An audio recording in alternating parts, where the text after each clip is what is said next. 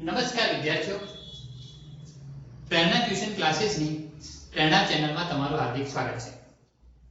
તો વિદ્યાર્થીઓ, આજના આપણા ગણિત વિષયમાં આપણો જે ભણવાનો જે ટોપિક છે એ સમય સંખ્યાઓનું દશાંશ સંખ્યામાં નિરૂપણ છે। મતલબ સમય સંખ્યા જો આપણને આપી હોય, મતલબ કે સમય સંખ્યા એટલે p/q સ્વરૂપની જે સંખ્યાઓ છે એને આપણે સમય સંખ્યા કહીશું વિદ્યાર્થીઓ। તો એ જે અપૂર્ણાંક પ્રકારની જે સંખ્યાઓ છે એની દશાંશ અભિવ્યક્તિ વિશે આપણે અહીંયા જોવાનું છે। મતલબ કે દશાંશ સંખ્યામાં નિરૂપણ કેવી રીતે ફેરવાય છે। દશાંશ સંખ્યા એટલે મતલબ કે જેમાં આપણે પોઈન્ટ મૂકીને દર્શાવીએ છીએ વિદ્યાર્થીઓ, એ દશાંશ ચિહ્નવાળી સંખ્યામાં આપણે એનું નિરૂપણ કરવાનું છે।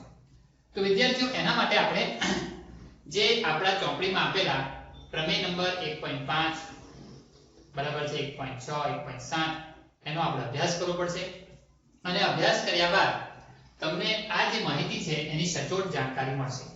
તો વિદ્યાર્થીઓ, હું તમને એ જે પ્રમેય છે એનું સ્વરૂપ, એનું પરિરૂપ શું છે એ આ દાખલાઓની અંદર જ હું સમજાવી દઈશ, જેથી કરીને તમારે પ્રમેય જ્યારે વાંચશો એનું વિધાન વાંચશો તો તમને એનો ચોક્કસ ખબર પડી જશે। તો વિદ્યાર્થીઓ, આપણે સૌપ્રથમ સ્વાધ્યાય 1 નો દાખલા, સ્વાધ્યાય 1.4 નો દાખલા નંબર જે 1 છે એ જોવાનું છે। દાખલા નંબર 1 ની અંદર આપણને એમ કહ્યું છે કે જે આપેલી સમય સંખ્યા છે 13/3125 તેનું દશાંશ સંખ્યામાં આપણે નિરૂપણ કરવાનું છે। મતલબ કે એનો પ્રકાર કેવો છે।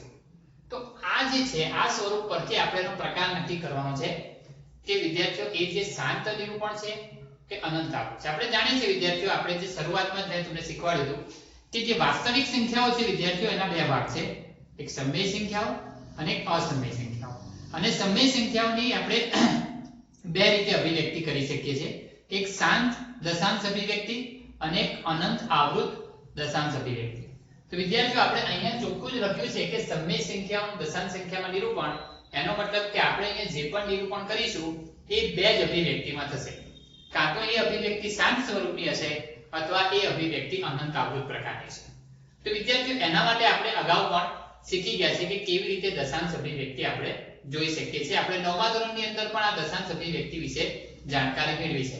તો વિદ્યાર્થીઓ, આપણે ભાગાકાર કર્યા વગર, ધ્યાન રાખો, આપણે આ જે ભાગાકાર છે એ કર્યા વગર કેવી રીતે ખબર પડશે કે આપેલી દશાંશ અભિવ્યક્તિ એ શાંત દશાંશ અભિવ્યક્તિ છે કે અનંત આવૃત, એ આપણે આ જે 6 દાખલાઓ મેં બોર્ડ પર મૂક્યા છે એમાં આપણે જોવાનું છે।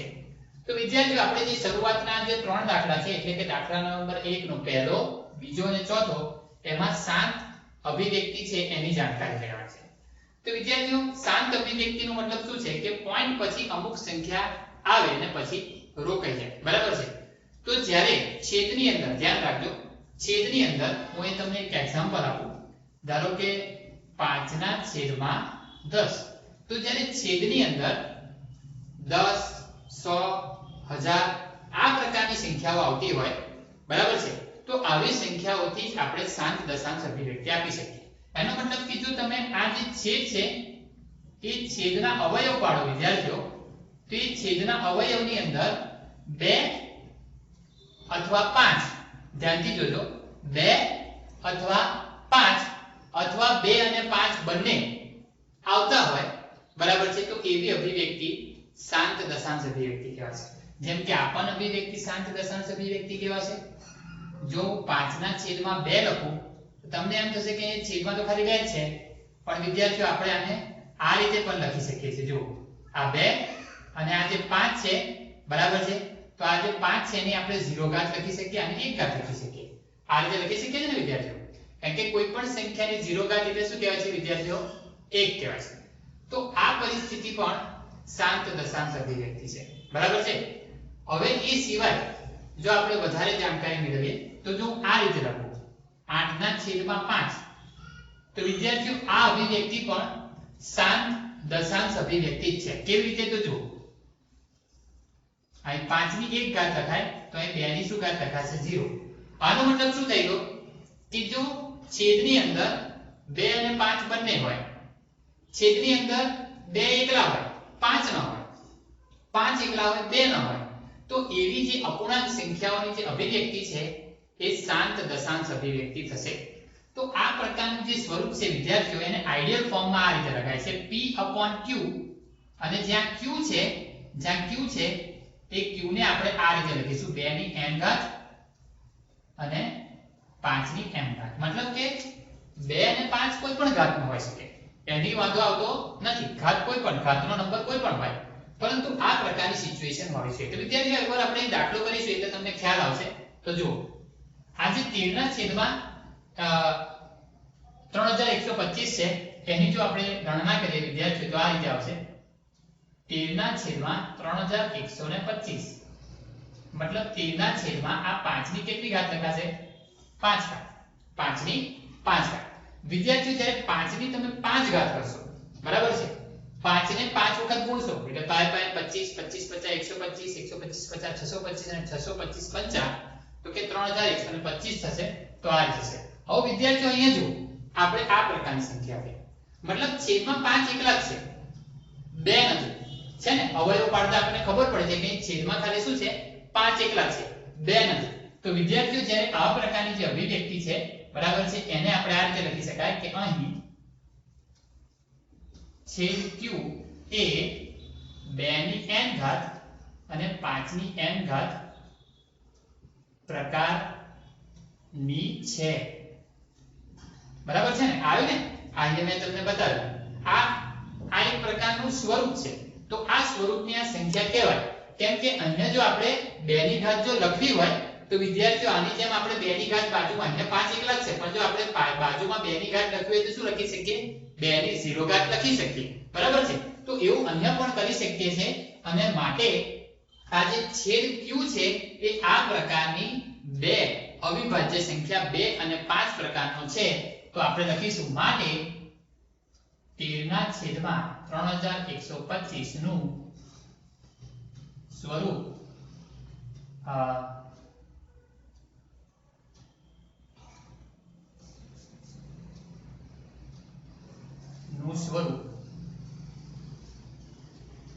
શાંત દશાંશ છે, બરાબર છે? વિદ્યાર્થીઓ આગળ બીજો એક દાખલો જોઈએ, આપણે ખ્યાલ આવશે. કે જ રીતે જો આ સંખ્યાને આપણે વિચારીએ તો વિદ્યાર્થીઓ 17 ના છેદમાં 8 છે, તો 17 તો છે પણ છેદમાં 2 ની 3 ઘાત લખાશે, બરાબર છે? એ આ પ્રકારની સંખ્યા છે. છેદમાં કેટલા છે? ખાલી 2, અહીંયા 5 નથી. છેદમાં 5 હોય, 2 હોય અથવા 2 અને 5 બંને હોય, તો આ ત્રણ પ્રકારની જે સંખ્યાઓ છે એને આપણે શાંત સ્વરૂપમાં કહી શકીએ. આમાં કોઈ ભાગાકાર કરવાની જરૂર ના પડે. વિદ્યાર્થીઓ આપણે 9મા ધોરણની અંદર ભાગાકાર કરીને શાંત દશાંશ સ્વરૂપ છે કે અનંત આવૃત છે એ મેળવતા હતા, પણ આપણે 10મા ધોરણની અંદર ફક્ત એના છેદનું અનુમાન લગાડીને, ફક્ત છેદ ભાગાકાર કર્યા વગર છેદનું અનુમાન લગાડીને જ આપણે વિચારી લેવાનું છે કે શાંત અભિવ્યક્તિ છે, બરાબર છે, કે અનંત આવૃત છે. તો વિદ્યાર્થીઓ અહીંયા તમે જોઈ શકશો કે અહીં આપણે ઉપરના વિધાન લખીએ રીતે છેદ q એ 2 ની n ઘાત અને 5 ની m ઘાત પ્રકારની છે. તો લખવાનું માટે 17 ના છેદમાં 8 નું સ્વરૂપ કેવું કહેવાશે? શાંત દશાંશ છે, બરાબર છે? વિદ્યાર્થીઓ એ જ રીતે આપણે ચોથા નંબરનો દાખલો જોઈએ. ચોથા નંબરના દાખલાની સિચ્યુએશન ધ્યાનથી જોજો. ચોથા નંબરના દાખલાની અંદર અહીંયા કેવું હતું કે અંશ અને છેદમાંથી કશી વસ્તુ કપાતી નથી. જ્યારે અહીંયા આગળ આ રીતે થશે વિદ્યાર્થીઓ, 5 તરી 15 થાય અને 5 ગુણ્યા જો હું 320 કરું તો 1600 થાય. તો મેં નીચે 1600 ના અવયવ પાડ્યા અને ઉપર 15 ના અવયવ પાડ્યા. હવે વિદ્યાર્થીઓ તમે ધ્યાનથી જોશો તો આ જે 5 છે એ અહીંયા કપાઈ જશે અને તે વખતે ઉપરની સંખ્યા જે હશે 3 ના છેદમાં 320. હવે વિદ્યાર્થીઓ આપણે આના અવયવ પાડવો છે. તો જ્યારે આપણે આના અવયવ પાડીશું ઉપર તો 3 થશે. વિદ્યાર્થીઓ નીચેના જે અવયવ છે આ રીતે થશે 2 ની 6 ઘાત અને 5 ની કેટલી ઘાત આવશે? 1 ઘાત. 2 ની 6 ઘાત નો મતલબ શું થશે? 2 દુ 4 દુ 8 દુ 16 દુ 32 દુ 64. મતલબ તમે 64 ગુણ્યા 5 કરશો ત્યારે તમને 320 મળશે. મતલબ કે 2 કેટલી વખત આવશે? 6 વખત. અને 5 કેટલી વખત આવે? 1 વખત. તો વિદ્યાર્થીઓ હવે અહીંયા છેદ જુઓ, અહીં છેદમાં 2 અને 5 બંને છે, એની ઘાત કેટલી છે એની જોડે અત્યારે આપણે ધ્યાન પર લેવાનું નથી. મતલબ મેં તમને અગાઉ પણ કીધેલું કે જો છેદની ઘાત એટલે કે છેદનો જે અવયવ છે એ અવયવમાં 2 અને 5 જ અવિભાજ્ય સંખ્યા આવે, 2 અને 5 અથવા 2 એકલો અથવા 5 એકલો, બરાબર છે, 2 એકલો અથવા 5 એકલો, બરાબર છે. તો આ જે દશાંશ અભિવ્યક્તિ છે શાંત દશાંશ અભિવ્યક્તિ કહેવાય. તો વિદ્યાર્થીઓ અહીંયા આપણું જે છેદ છે એમાં આ રીતે લખીશું, અહીં જે વિધાન લખીએ છીએ તે છેદ q એ 2 ની n ઘાત અને 5 ની m ઘાત પ્રકારની છે, બરાબર છે. તો લખવાનું માટે 15 ના છેદમાં 1600 નું સ્વરૂપ શું લખાશે વિદ્યાર્થીઓ? શાંત દશાંશ છે, બરાબર છે વિદ્યાર્થીઓ. તો તમને આ રીતે છે સમજાઈ ગયું હશે કે શાંત સ્વરૂપ કેવી રીતે હોય, અશાંત સ્વરૂપ અનંત આવૃત કેવી રીતે. અનંત આવૃત વિશે હજી હું જાણકારી આપું છું. તો વિદ્યાર્થીઓ આ જ માહિતી માટે હું આગળ વધારું, બરાબર છે. માની લો કે આ તો આપણે લખ્યું છે, એ ઉપરાંત હું આ જાણકારી માટે હું બીજી માહિતી લખું. જો છેદમાં 2 અને 5 સિવાય બીજો કોઈ અવિભાજ્ય સંખ્યા આવે, બીજી કોઈ પણ અવિભાજ્ય સંખ્યા, જેમ કે હું અહીં આ રીતે લખું, વિદ્યાર્થીઓ ધ્યાનથી જોજો, 5 ના છેદમાં 70. તો 5 ના છેદમાં 70 એટલે શું લખાશે? તો કે 2 ગુણ્યા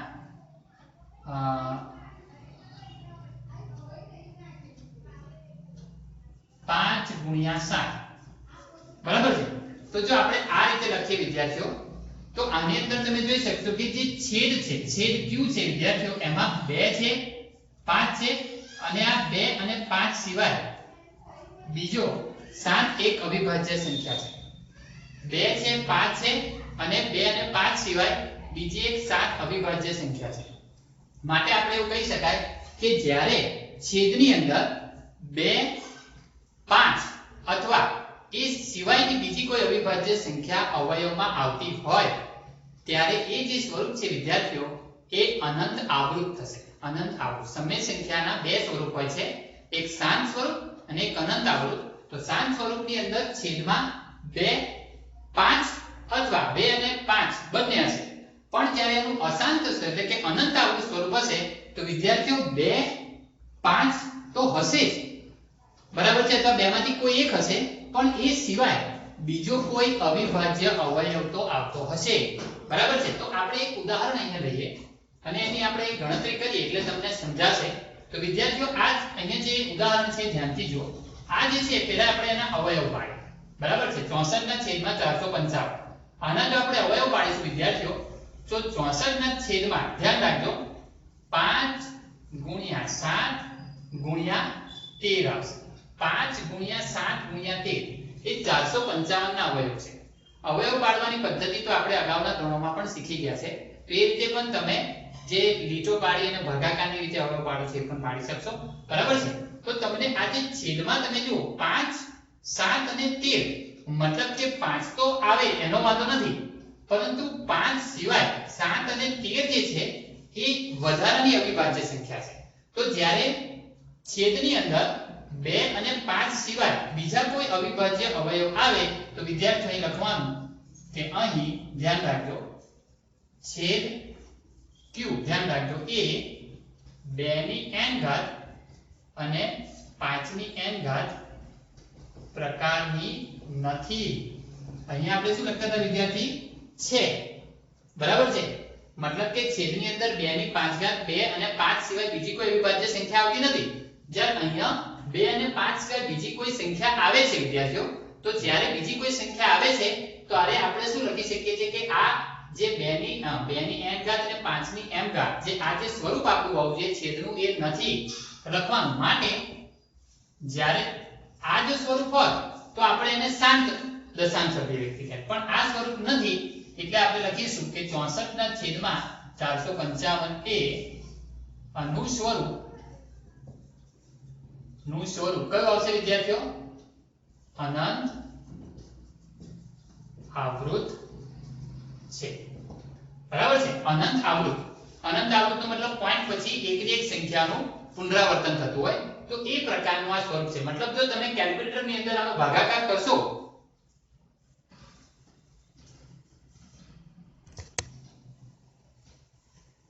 એટલે કે વિદ્યાર્થીઓ તમે જો આ કેલ્ક્યુલેટર ની અંદર આનો ભાગાકાર કરશો તો તમને પોઈન્ટ પછી અમુક સંખ્યા પુનરાવર્તિત થતી દેખાશે, બરાબર છે। ચલો તો વિદ્યાર્થીઓ હવે એ જ રીતે આપણે આ દાખલાને જોઈએ તો આગળ જેમ જેમ આપણે દાખલા કરીશું એમ તમને ખ્યાલ આવતો જશે કે કયા પ્રકારનું સ્વરૂપ આની અંદર હોય છે। તો વિદ્યાર્થીઓ જુઓ આની અંદર 29 ધ્યાન રાખજો 29 ના છેદમાં 343 मतलब કે આમાં 7 ની કેટલી ઘાત લખાશે 7 ની 3 ઘાત લખાશે વિદ્યાર્થીઓ ધ્યાન રાખજો 7 ની કેટલી ઘાત લખાશે 3 ઘાત। તો જ્યારે આપણે આ રીતે લખીએ છીએ ત્યારે તમે ધ્યાનથી જોઈ શકશો કે જે છેદ છે છેદ ધ્યાનથી છેદ જોવાનું છે કારણ કે આ પ્રકારના કામમાં છેદ પર જ અનુમાન કરવાનું છે। તો છેદ છે એમાં જે અવયવ આપણને મળ્યો એ નથી 2 કે નથી 5 2 અને 5 સિવાય બીજો કોઈ પણ અવિભાજ્ય સંખ્યા છે 7 છે માટે આપણે શું કહી શકીએ કે અહીં छेद ध्यान રાખજો અહીં છેદ qa અહીં છેદ qa 2 ની m ઘાત અને 5 ની m ઘાત પ્રકારની નથી। તો શું લખી શકીએ માટે 29 ના છેદમાં 343 નું સ્વરૂપ કયું કહેવાશે અનંત आवृत विद्यार्थी રીતે અહીં આગળ આપણે જોઈએ બરાબર છે। અહીંયા તો તમને છેદની અંદર અવયવ પાડીને જ આપ્યા છે તો આની અંદર આપણે સીધું જ લખી શકીએ છીએ અવયવ પાડવાની જરૂર નથી। છેદમાં 2 છે 5 છે અને 2 અને 5 સિવાય વધારાનો અવયવ કયો છે અવિભાજ્ય 7 છે। તો અહીંયા જ્યારે તમે જો આ દાખલાની અંદર છેદની અંદર છે કાં તો 5 એકલા હતા 2 એકલા હતા અથવા 2 અને 5 બંને હતા तो आ प्रकारनी सिचुएशन शांत दर्शाવી શકીએ હતી। પરંતુ જો છેદની અંદર 2 અને 5 અથવા એ સિવાયનો કોઈ પણ અવિભાજ્ય સંખ્યા હોય 2 5 હોય તો વાંધો નથી પરંતુ એ સિવાય જો વધારાનો બીજો કોઈ અવિભાજ્ય સંખ્યા મળ્યો એનો મતલબ કે એ શાંત સ્વરૂપ નહીં રેખાઓ થઈ જશે અનંત આવૃત થઈ જશે। વિદ્યાર્થીઓ લખી શકીશું અહીંયા તો કોઈ આપણે છેદ લખવાની જરૂર નથી પડતી અહીં છેદનું અવયવ પાડીને આપણને આપેલું છે तो छेद q ए 2 ની m ઘાત અને 5 ની m ઘાત પ્રકારની નથી। તો લખવાનું માટે 129 ના છેદમાં 2 ની 2 ઘાત 5 ની 7 ઘાત અને 7 ની 5 ઘાત નું સ્વરૂપ કયું થશે અનંત આવૃત છે, બરાબર છે વિદ્યાર્થીઓ। तो તમને આટલી જે જાણકારી મેં આપી એ દાખલા નંબર 1 ની સિચ્યુએશન હતી। આવા ઘણા બધા દાખલાઓ હોઈ શકે વિદ્યાર્થીઓ અને બીજા જે દાખલાઓ છે આની અંદર મેં નથી ગણાયા આપણી જાતે તમારે કરવાના છે અને એ પણ તમે પ્રેક્ટિસ કરશો તો એ પણ સહેલા છે તમને આવડશે, બરાબર છે વિદ્યાર્થીઓ। હવે આપણે દાખલા નંબર 2 પર જઈએ। જે સંખ્યાઓનું દશાંશ નિરૂપણ શાંત હોય તેનું દશાંશ નિરૂપણ દર્શાવો। मतलब કે આ દાખલા નંબર 1 ની અંદર જે સંખ્યાઓનું દશાંશ નિરૂપણ શાંત છે બરાબર છે એ દશાંશ નિરૂપણ વાળી સંખ્યાઓને આપણે અહીંયા પોઈન્ટમાં દર્શાવવાની છે, બરાબર છે। તો વિદ્યાર્થીઓએ ધ્યાન રાખજો આપણે આ પરિસ્થિતિને હું સાચી વસ્તુ કહું કે અહીંયા જે શીખવાડું છું એ વાસ્તવની અંદર આપણે 5મા 6ઠા અને 7મા ધોરણની અંદર શીખી જ ગયા છે। આપણે છેદ શું કરવાનો છે 10 100 1000 લાખ બનાવવાનો છે। આપણે અગાઉના ધોરણમાં ખાલી 10 100 અને 1000 જ બનાવતા હતા વિદ્યાર્થીઓ પણ હવે આપણે અહીંયા આગળ 1000 लाख करोड़ पण बनावी सकीए छे। तो विद्यार्थीओ केवी रीते थशे ए आपणे अहींया जोईए। तो जो 13 ना छेदमां ध्यानथी जोजो 13 ना छेदमां विद्यार्थीओ केटला छे 125 छे। तो 125 छे એને આપણે આ રીતે લખી શકીએ કે 5 ની 5 ઘાત। અહીંયા જે લખ્યું છે વિદ્યાર્થીઓ એ જ દાખલો છે, બરાબર છે। હવે જો મારે છેદ છે અહીંયા મેં કીધું 10 100 કે 1000 બનાવો છે તો વિદ્યાર્થીઓ ધ્યાન શું રાખવાનું આપણી જે સિચ્યુએશન છે ને मैं તમને અગાઉ પણ કીધું કે જો મારે છેદ છે એ 10 100 કે 1000 બનાવવો હોય તો હું તમને એક સિમ્પલ અહીંયા એક એક્ઝામ્પલ આપીને સમજાવું કે ઉપર 2 છે અને નીચે 5 છે। જો મારે નીચે છેદને મારે જો 10 બનાવવો હોય તો મારે કેટલા વડે ગુણવું પડે તો કે અહીંયા જે 5 ની જેટલી ઘાત હોય ને એટલી મારે 2 ની ઘાત કરવાની। मतलब કે નીચે જેટલા વડે ગુણું એટલું ઉપર વડે ગુણવું પડે, બરાબર છે। ફરીથી જો વિદ્યાર્થીઓ સ્વરૂપ કેવું હતું 2 ની 5 ઘાત तो 2 ના છેદમાં 5 તો છે પણ મેં શું કર્યું આ જે 2 છે એને ઉપર નીચે ગુણી કાઢ્યા એટલે હવે ઉપર શું થઈ ગયું 4 અને નીચે શું થઈ ગયું વિદ્યાર્થીઓ 10। તો આ જે પ્રકારની સંખ્યા છે એને આપણે સરળતાથી દશાંશમાં લખી શકીએ, પણ એમાં આપણે ધ્યાન શું રાખવાનું છે કે જે છેદમાં છે એ 2 અને 5 બે જ અવિભાજ્ય સંખ્યા આવે છે અને બંનેની ઘાતો છે એ સમાન સંખ્યામાં બનાવવી પડે, બંનેની ઘાતો સમાન કરવી પડે. જો ના હોય તો આપણે ઉપર નીચે એવી સંખ્યાઓ સાથે ગુણી અને બંનેની ઘાત સમાન કરવી પડે. જેમ કે આ દાખલો છે એમાં 5 ની 5 ઘાત છે. હવે વિદ્યાર્થીઓ ધ્યાનથી જુઓ, આ જે 13 છે અહીં 5 ની 5 ઘાત છે, બરાબર. હવે હું જો અહીંયા આગળ 2 ની 5 ઘાત વડે ઉપર નીચે ગુણી કાઢું, 2 ની 5 ઘાત વડે ઉપર નીચે ગુણી કાઢું તો વાસ્તવમાં તો આ કપાઈ જવાનું છે, પણ છેદમાં શું થઈ ગયું, બેવની ઘાત કેટલી થઈ ગઈ, સરખી થઈ ગઈ, બરાબર છે. તો એનાથી જે ઉપરનો ગુણાકાર છે, ઉપરનો 13 ને 2 ને 5 ઘાત વડે જ્યારે આપણે ગુણીશું તો વિદ્યાર્થીઓ આ જે ગુણાકારની પ્રક્રિયા જે હોય છે ને એ તમારે પોતાની રીતે કરવી પડે. બાજુમાં ગુણાકાર તમે કરશો તો તમને 416 મળશે અને નીચે જે છે એમાં તમે જો કે 5 દુ 10 એટલે કે 1 2 3 4 અને 5 જેટલી ઘાત હોય ને મીંડા એટલા મીંડા આપણે એક પાછળ લગાવી દેવાના. આ તો બીજી રીત વિચારીએ તો 5 દુ 10, 10 કેટલી વખત કહેવાય, 5 વખત, બરાબર છે. તે 5 વખત આપણે 10 મતલબ કે 1 ની પાછળ 5 મીંડા મૂકી દેવાના. તો વિદ્યાર્થીઓ એનો મતલબ શું થઈ ગયું કે પોઈન્ટ પછી કેટલા અંક હોવા જોઈએ, 5. તો આપણી જોડે વિદ્યાર્થીઓ કેટલા અંક છે, આ 3 અંક છે, 2 અંક આપણે ઉમેર્યા તો આ પોઈન્ટ પછીના 5 અંક, મતલબ કે આ રીતે આપણે દશાંશ સંખ્યામાં કરી શકીએ. આ વિદ્યાર્થીઓ આપણે કોઈ નવું કામ નથી કરતા, આપણે 4, 5 અને 6 ધોરણની અંદર આ પ્રકારની દશાંશ અભિવ્યક્તિને શીખી ગયા છે. આગળ વિદ્યાર્થીઓ આ જ પ્રકારનું કામ આગળ કરીએ આપણે. તો જુઓ 17 તો નીચે શું થશે, 2 ની કેટલી ઘાત લખાશે, 3 ઘાત. આ 17 તો છે. હવે અહીં જ્યારે 2 ની 3 ઘાત છે તો વિદ્યાર્થીઓ મારે અહીં કેટલા લખવા પડશે, 5 ની 3 ઘાત વડે ઉપર નીચે ગુણવા પડશે. તો ધ્યાન રાખો વિદ્યાર્થીઓ, જ્યારે હું આનો ગુણાકાર કરીશ તે વખતે મને ઉપરની જે સંખ્યા છે એ 2125 મળશે અને નીચે મને કેટલા મળશે, 1000 મળશે. હવે અહીંયા 4 અંક છે વિદ્યાર્થીઓ, હા તો પોઈન્ટ પછી તો 3 અંક હોવા જોઈએ, તો આ 3 અંક કાપી નાખો કારણ કે અહીંયા 1000 છે એટલે પાછળથી 3 અંક કાપી અને એને આપણે દશાંશ સ્વરૂપમાં ફેરવી શકીએ. એ જ રીતે વિદ્યાર્થીઓ આપણે અહીંયા કરી શકીએ છીએ. ધ્યાન આપજો, 15 છે અને છેદ છે વિદ્યાર્થીઓ એમાં શું આવશે, 2 ની 6 ઘાત અને 5. હવે અહીંયા જો અહીંયા 2 ની 6 ઘાત છે, અહીંયા 5 ની અત્યારે 1 ઘાત કહેવાય. હવે જો આપણે અહીંયા 5 ની 6 ઘાત કરવી હોય વિદ્યાર્થીઓ તો શું કરવું પડશે, ધ્યાનથી જોજો. આ 2 ની 6 ઘાત તો છે, આ 5 ની 1 ઘાત છે. હું 5 ની 5 ઘાત વડે ઉપર નીચે ગુણી કાઢું, અહીંયા ઉપર પણ 5 ની 5 ઘાત અને નીચે પણ 5 ની 5 ઘાત વડે ગુણી કાઢું. આ તો હતા જ, આ બે તો હતા પણ આના વડે મેં ઉપર નીચે ગુણી કાઢ્યો. તમને એમ થાય કે કેમ અહીંયા 5 ની 5 ઘાત વડે ગુણી, કારણ કે 1 ઘાત તો આપણી જોડે હતી, મતલબ એક વાર 5 તો હતા તો મારે બીજી કેટલી વખત 5 લેવાની જરૂર હતી, 5 વખત, એટલે મેં ઉપર નીચે 5 વડે ગુણી કાઢ્યો. જ્યારે મેં ગુણાકાર કર્યો ત્યારે વિદ્યાર્થીઓ ધ્યાન રાખજો, 15 જે છે એને જ્યારે આપણે 15 ની 5 ઘાત સાથે જ્યારે આપણે ગુણાકાર કરીશું, બરાબર, આને જ મેં તમને કીધું કે તમે બે રીતે કરી શકો છો.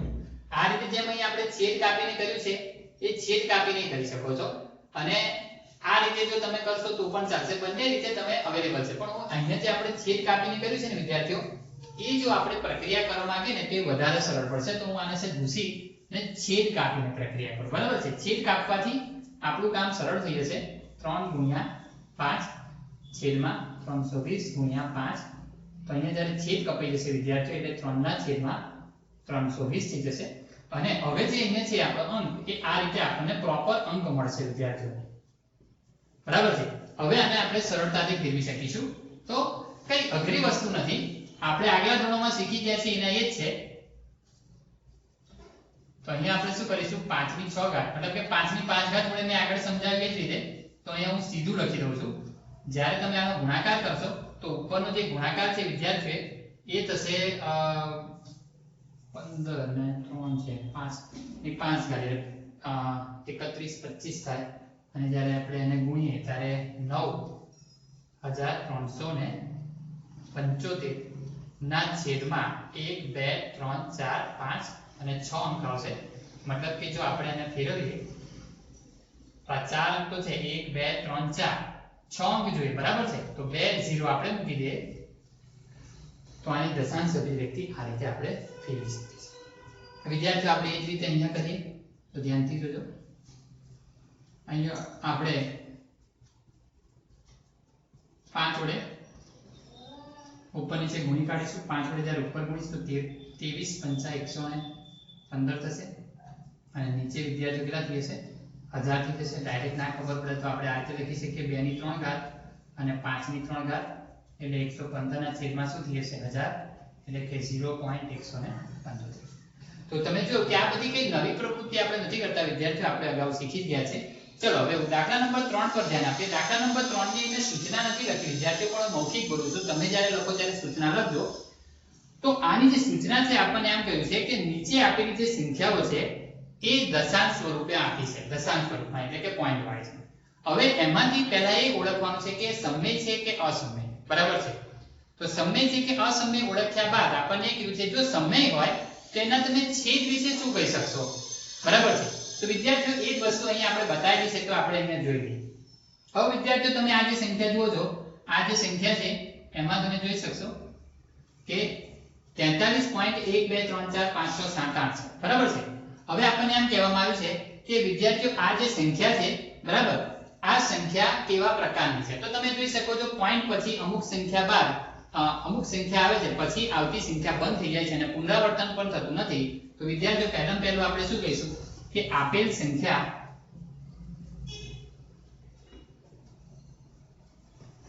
સમય સંખ્યા છે. બરાબર છે? સમય સંખ્યા જે કહેવાય કારણ કે આ કયા પ્રકારની સંખ્યા છે કે પોઈન્ટ પછી અમુક જ અંક આવે છે. બરાબર છે? સમય સંખ્યા કયા સ્વરૂપનું કહેવાય? શાંત દશાંશ સ્વરૂપ છે.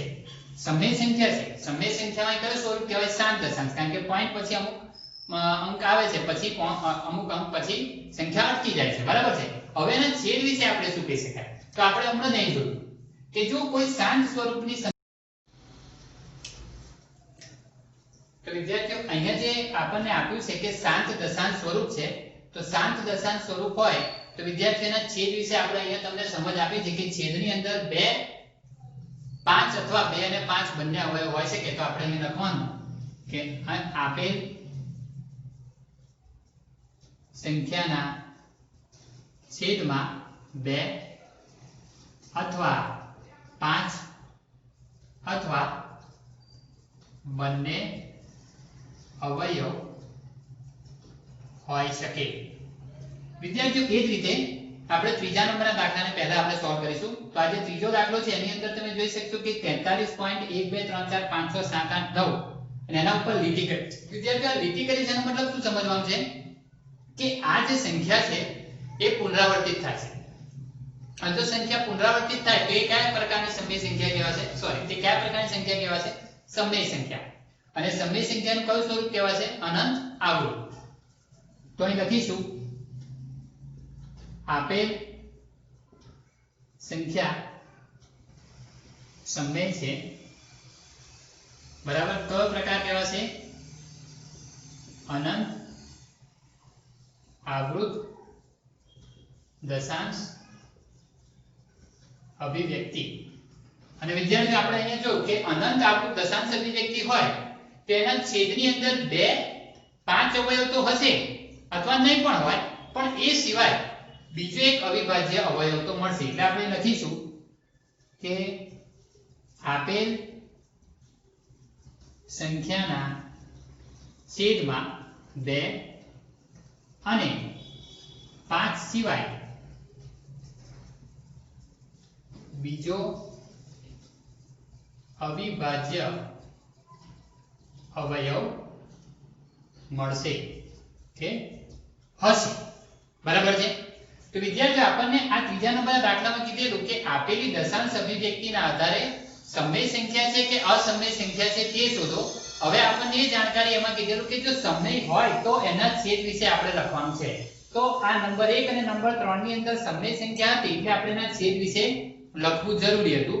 વિદ્યાર્થીઓ હવે જે દાખલા નંબર 2 છે એનું સ્વરૂપ વિચારીએ તો પોઈન્ટ પછી જુઓ 120 1200 12000 1,20,000 મતલબ કે એકની એક સંખ્યાનું પુનરાવર્તન થતું નથી. તો માટે આપણે અહીંયા શું લખીશું કે આપેલી સંખ્યા કઈ કહેવાશે? આપેલી સંખ્યા અસમય છે. પહેલા તો આપણે એ નક્કી કરી કે આપેલી સંખ્યા અસમય છે અને અસમયમાં એનો કયા પ્રકારની સંખ્યા કહીશું? તો કે અનંત અનાવૃત દશાંશ અભિવ્યક્તિ છે, બરાબર છે। આના છેદ વિશે આપણે કશું લખવાની જરૂર હોતી નથી, કારણ કે સમવેત સંખ્યા હોય તો જ આપણે એના છેદનું અનુમાન લગાવી શકીએ, કારણ કે આનો છેદ જ અનંત છે અને એની કોઈ સંખ્યામાં પુનરાવર્તન થતું નથી, માટે આપણે એના છેદ વિશે કોઈ ચોક્કસ જાણકારી આપી શકીએ નહીં। તો વિદ્યાર્થીઓ, આ પ્રકરણની અંદર તમને સંપૂર્ણ માહિતી સમજાઈ દીધી છે, બરાબર।